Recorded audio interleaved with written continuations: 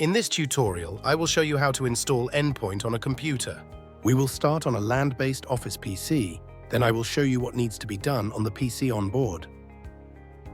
Let's start by clicking Endpoint and then the Download tab. Next, go to the correct Dualog platform. For Endpoint, this will be the link platform. Here you can see that it is downloading. Now we proceed to the installation list.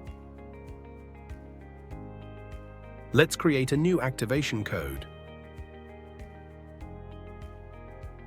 Here you select a ship you want to install Endpoint on. You can choose to allow multiple activations from the same code. Create the code and copy it.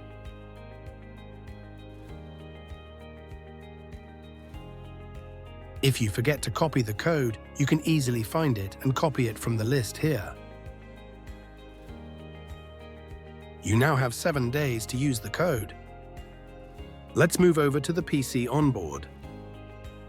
Here is the Dualog client and the activation code. Let's start by installing the client. This will only take a moment.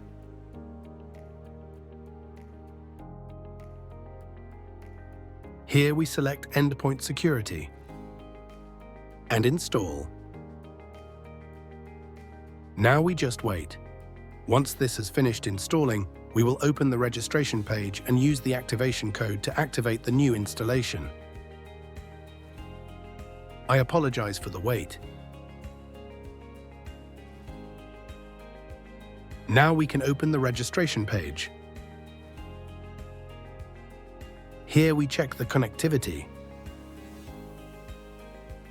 Everything seems to be in order, so we can now activate the installation. Let's get the activation code we generated earlier in the video.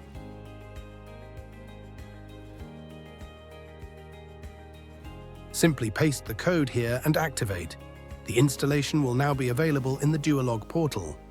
Let's go into the portal and check it out.